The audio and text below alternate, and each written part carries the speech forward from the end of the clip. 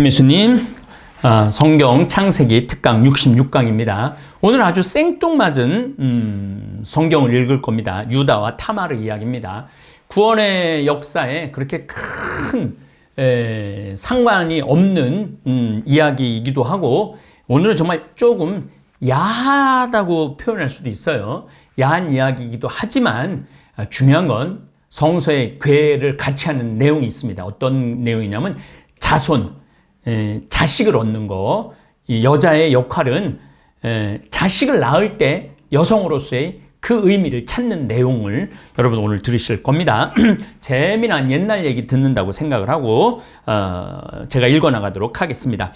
제가 어렸을 때부터 초등학교 때, 중학교 1학년 때 학교 다니고 2, 3학년 안 다니고 고등학교 다녔을 때도 항상 선생님들이 책 읽으라고 그러면 저부로 일어나서 읽으라고 그랬어요. 그렇게 초등학교 때부터 책을 읽기 시작해갖고 지금 거의 50년째 제가 책을 읽는 사람이 됐네요. 자, 유다와 타마르. 그때 유다는 형제들과 떨어져 내려와 히라라는 이름을 지닌 아둘람 사람에게 붙어 살았다. 유다는 그곳에서 수아라는 이름을 지닌 가나안 사람의 딸을 만나 아내로 삼고 그와 한 자리에 들었다. 그 여자가 임신하여 아들을 낳자 유다는 그 이름을 에르라 하였다. 또 그 여자는 또 임신하여 아들을 낳고 그 이름을 오난이라 하였다. 그 여자는 다시 아들을 낳고 그 이름을 셀라라 하였다. 그가 셀라를 낳을 때 유다는 그 집에 있었다. 그러니까 낳는다는 게 그렇게 중요한 거예요. 누구는 누구를 낳고 누구는 누구를 낳고. 그래서 마태오복음 1장이 이상한 게 아니에요, 여러분들. 다시 한번 마태오복음 1장 한번 가볼까요? 자, 마태복음 1장. 다윗의 자손이며 아브라함의 자손이신 예수 그리스도의 족보. 아브라함은 이삭을 낳고 이삭은 야곱을 낳았으며 야곱은 유다와 그 형제들을 낳았다. 유다는 타마르에게서 페레츠와 제를 낳았고 페레츠는 헤츠론을 낳았으며 헤츠론은 람을 낳았다. 람은 아미나답을 낳고 아미나답은 나우손을 낳았으며 나우손은 살몬을 낳았다. 살몬은 라합에게서 보아즈를 낳았고 보아즈는 루덱에서 오벳을 낳았다. 오벳은 이사이를 낳고 이사이는 다윗 임금을 낳았다. 이게 왜 마태복음 1장에 왜 이 낳았고 복음이 나왔는지 구약 성서를 읽으면 여러분들 충분히 이제 이해가 되실 거라고 생각을 합니다. 유다의 맏아들 에르에게 아내를 얻어 주었는데 그 이름은 타마르였다. 그런데 유다의 맏아들 에르는 주님께서 보시기에 약하였으므로 주님께서 그를 죽게 하셨다. 그래서 유다가 오난에게 말하였다. 내 형수와 한 자리에 들어라. 자, 우리 창세기 공부할 때 또 앞부분에서 얘기했어요. 그리고 신약성서에도 예수님의 얘기도 나와요. 형이 결혼을 했는데 형수하고 결혼을 했는데 형이 죽었어. 그러면은 그 남 시동생이 형수하고 결혼을 해야 돼요. 또 죽었어. 그러면 그 세 번째 시동생이 형수하고 결혼을 해야 돼. 또 죽었어. 그래도 또 어떻게? 그 동생이 형수하고 결혼해야 돼. 그렇게 7을 다 죽었는데 천당에서는 누구하고 사느냐? 이렇게 얘기를 하죠. 사두가이파 사람들이. 그러니까 예수님이 그러죠. 하늘나라에서는 결혼하는 일도 장가드는 일도 없을 것이다. 아주 명확한 말씀을 해주시죠. 내 형수와 한 자리에 들어라. 시동생의 책임을 다하여 내 형에게 자손을 일으켜 주어라. 그러나 오나는 그 자손이 자기 자손이 되지 않을 것을 알고 있었기에 자기 자식이 아니라 이게 형의 뿌리를 갖고 태어나는 거니까 형수와 한 자리에 들 때마다 형에게 자손을 만들어 주지 않으려고 그것을 바닥에 쏟아 버리곤 하였다. 그러니까 정액을 바닥에 쏟았다는 거죠. 그가 이렇게 한 것이 주님께서 보시기에 악하였으므로, 그러니까 주님이 그렇게 한 게 악한 거야. 그도 죽게 하였다. 그러니까 이 자손 유지, 자손 번성이 그렇게 중요했던 거죠. 그러자 유다는 자기 며느리 타마르에게 말하였다. 내 아들 셀라가 클 때까지 너는 친정에 돌아가 과부로 살고 있어라. 그는 이 아이도 제 형들처럼 죽어서는 안 되지 하고 생각하였던 것이다. 그래야 타마르는 친정으로 돌아가 살게 되었다. 오랜 세월이 흐른 뒤에 수아의 딸 유다의 아내가 죽었다. 그러니까 이제 유다의 아내도 죽은 거예요. 이제 유다도 호라비가 된 거지. 시아버지가 호라버지가 된 거야. 애도 기간이 지나자 유다는 아둘람 사람인 친구 히라와 함께 팀나로 자기 양들의 털을 깎는 이들에게 올라갔다. 유목민들에게 털 깎는 일은 굉장히 중요하다고 말씀드렸죠. 타마르는 너의 시아버지가 자기 양들의 털을 깎으러 팀나러 올라간다는 말을 전해 듣고는 타마르, 다윗의 자손이시며 아브라함의 자손이신 예수 그리스도의 족보. 아브라함은 이삭을 낳았고 이삭은 야곱을 낳았으며 야곱은 유다와 그 형제들을 낳았다.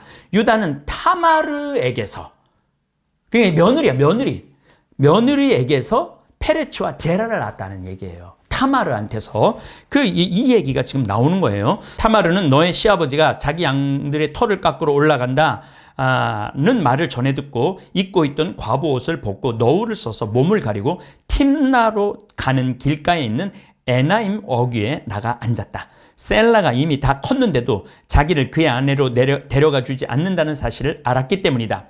유다가 그를 보았을 때 얼굴을 가리고 있었으므로 창녀련이 생각하였다. 자, 창녀 얘기가 나오는데 창녀는 인류 역사하고 같이 합니다. 지금도 마찬가지죠. 인간의 본능, 자손 본승을 위한 어떤 성욕의 본능인데 그 본능을 이렇게 억제할 수 없고 본능이 일어날 때 그 본능을 해소하기 위하여 인류 역사 안에 창녀는 있었던 것이죠. 인간의 본성 안에 있는 내용입니다. 그래서 그는 길에서 벗어나 그 여자에게 가서 말하였다. 이리 오너라. 내가 너와 한 자리에 들어야겠다. 유다는 그가 자기 며느리인 줄을 몰랐던 것이다. 그러자 그 여자가 물었다. 저와 한 자리에 드는 값으로 제게 무엇을 주시겠습니까? 아니, 지금 요셉이 지금 이집트로 팔려 나갔는데 요셉 얘기는 안 하고 유다하고 타마르 얘기가 나와요. 이 얘기는 뭐냐면은 요셉이 이집트로 내려간 지 시간이 오래 걸렸다라는 암묵적인 그러한 의미입니다. 저와 한 자리에 드는 값으로 제게 무엇을 주시겠습니까? 내 가축대에서 새끼 염소 한 마리를 보내마 하고 그가 대답하자 그 여자가 그것을 보내실 때까지 담보물을 주시면 좋겠습니다 하고 말했다. 그래서 유다가 너에게 무슨 담보물을 주랴 하고 묻자 그 여자가 어르신네 인장과 줄, 인장은 동그란 거에 이렇게 줄을 이렇게 껴 넣는 그 자기의 신분, 자기 출신이 누군지를 얘기하는 거죠. 벌써 이때부터 족보를 꿰고 있었던 거죠. 난 누구의 자식이고 누구의 자식이고 누구의 자식이고 그런 인장, 신분을 나타내는 인장과 줄, 그리고 손에 잡고 계신 지팡이가 유목민에게는 굉장히 중요합니다. 지팡이면 됩니다. 하고 대답하였다. 그 지팡이에 자기 이름도 써 있고 뭐 표시도 써 있는 거예요. 그냥 맨 지팡이가 아니죠.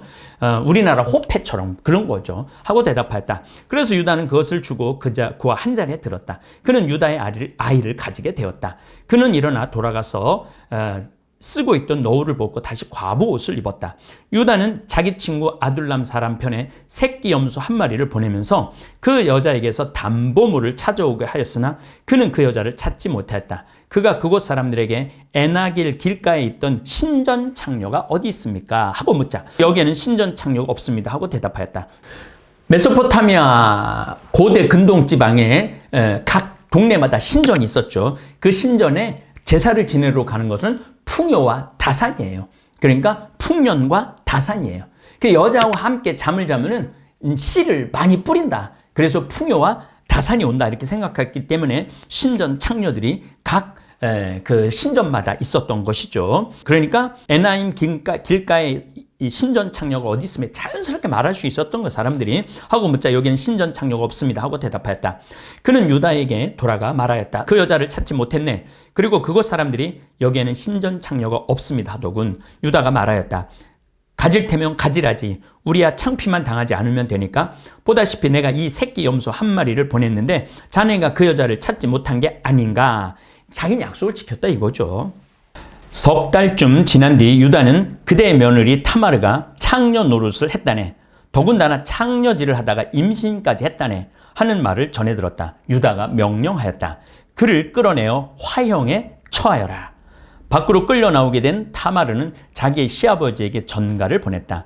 저는 이 물건의 임자의 아이를 배웠습니다. 그는 또 말하였다. 이 인장과 줄과 지팡이가 누구 것인지 살펴보십시오. 유다가 그것들을 살펴보다 말하였다. 그 애가 나보다 더 옳다.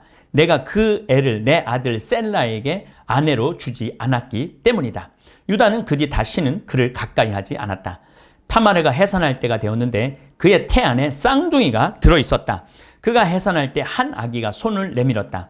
산파가 붉은 실을 가져다가 그 손에 메고서 얘가 먼저 나온 녀석이다 하고 말하였다. 그러나 그 아기가 손을 도로 집어넣고 그의 동기가 나오니 산파는 아니 내가 틈을 비집고 나오다니 하고 말하였다. 그래서 그 이름을 페레츠라 하였다. 그 다음 그의 동기 곧 손에 붉은 실을 매단 아기가 나오자 이름을 제라라 하였다. 유다는 타마르에게서 페레츠와 제라를 낳았다라는 마테오복음 1장의 내용이 여기 그대로 담겨 있는 거죠. 자, 그렇다면은 구약 성소와 신약 성소는 따로 떨어진 성소가 아니에요. 구약을 완성한 게 신약의 성소입니다. 그러니까 예수님이 뭐라고 그래요? 나는 구약을 완성하러 왔다. 이런 말씀을 하시는 거죠. 그래서 여러분들도 이 성경 공부가 그냥 그냥 망상, 허상, 허구의 내용이 아니고 역사 안에서 하느님께서 인간의 역사 안에서 당신의 구원의 역사를 실행하신 거죠. 마찬가지입니다. 저나 여러분들의 인생도 마찬가지예요. 하느님께서 개입하고 계신 거예요. 근데 내가 그거를 눈이 멀어갖고 모르는 거예요. 귀가 닫혀갖고 못 듣는 거예요. 그래서 여러분들 성서 공부를 하면서 나를 통해서 하느님께서 무엇을 하길 원하시는지, 내가 어떤 존재가 되길 원하는지 여러분들 묵상할 필요가 있습니다. 저는 아주 명확하죠. 지금 잠비아 신학교를 오픈을 했습니다.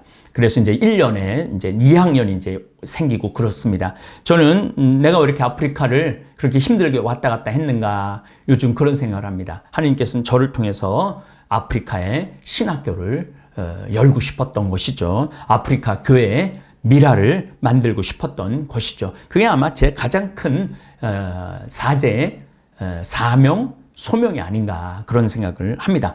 그리고 또 이 어려운 코로나19 시대에 다볼사이버 성당을 열은 것도 하루아침에 이 성당이 열린 게 아닙니다. 제가 사제 생활한 지 한 30년 되는데 30년 내내 전국을 떠돌면서 전 세계를 떠돌면서 그리고 방송을 통해서 이미 하느님께서는 이 코로나 시대 당신의 교회의 문이 닫히고 있는 걸 물론 지금 뭐 각 성당마다 다 사제들이 열심히 살고 있지만 이 유튜브라는 인터넷 가상 공간 안에서 교우들이 하느님의 진리를 듣기를 원하셨기 때문에 저를 준비해 주신 거 아닌가 그런 생각을 합니다. 그래서 하루하루 정말 기쁘고 사명감에 차서 살아갈 수 있다고 저는 그렇게 생각을 합니다.